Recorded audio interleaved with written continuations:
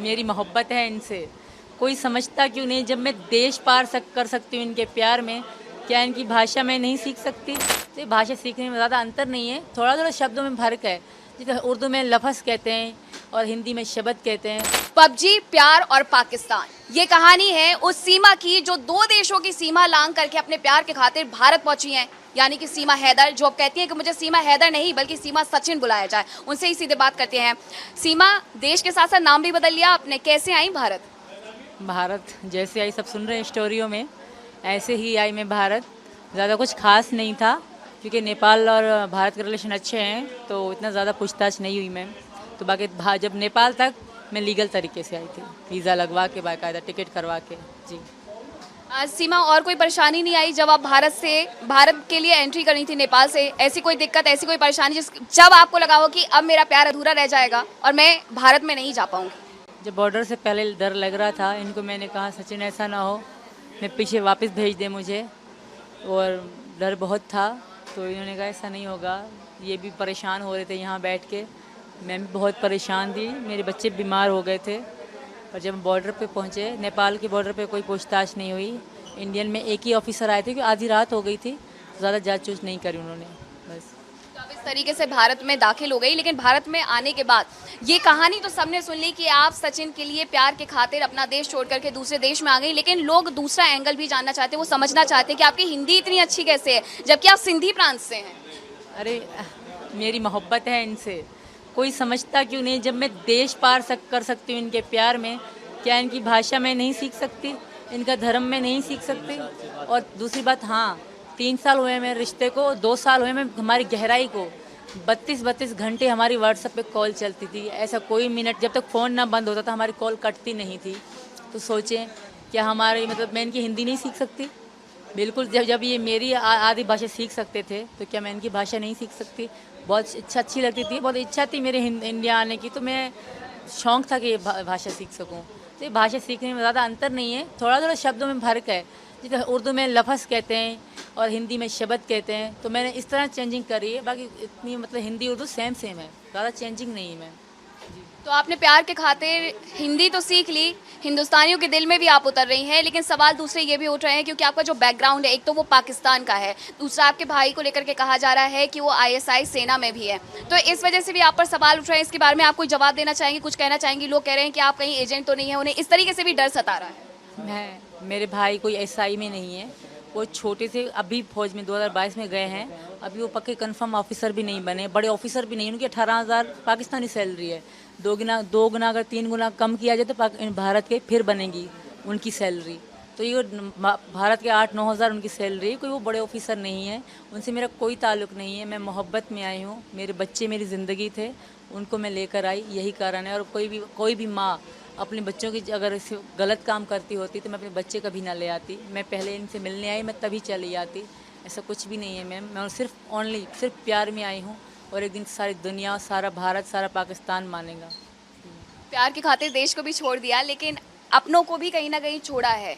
जो आपके पूर्व पति कह सकती हूँ मैं, गुलाम हैदर, जो लगातार ये कह रहे हैं कि सीमा वापस आ जाए, बच्चे वापस आ जाए, उनसे क्या कहेंगी?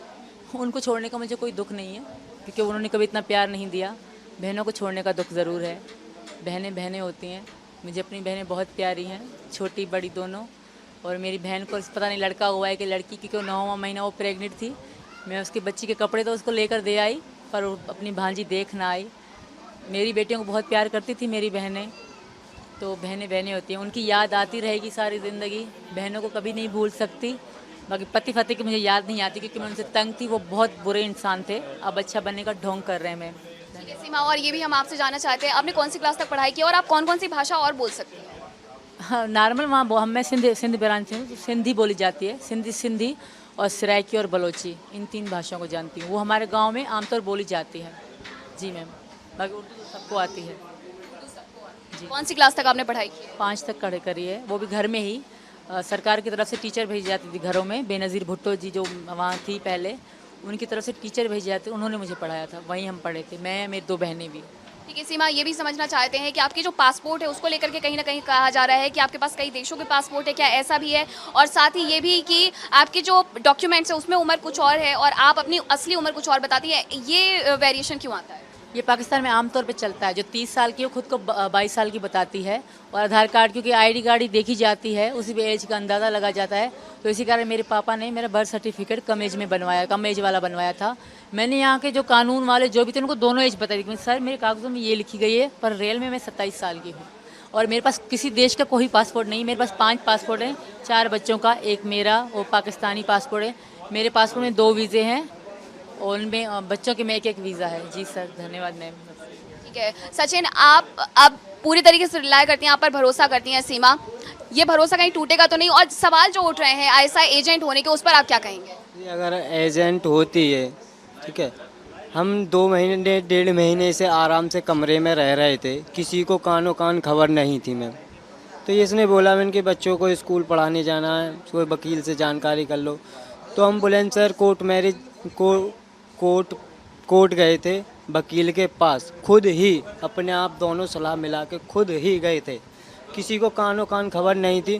हमने खुद बताया कि पासपोर्ट भी दिखाया, सब चीज़ दिखाया कि ये पाकिस्तानी है, बच्चों को स्कूल में डालना है, आधार कार्ड। वैधता चाहते हैं कहीं ना कहीं इस पूरे रिश्ते को कानूनी नाम दे करके।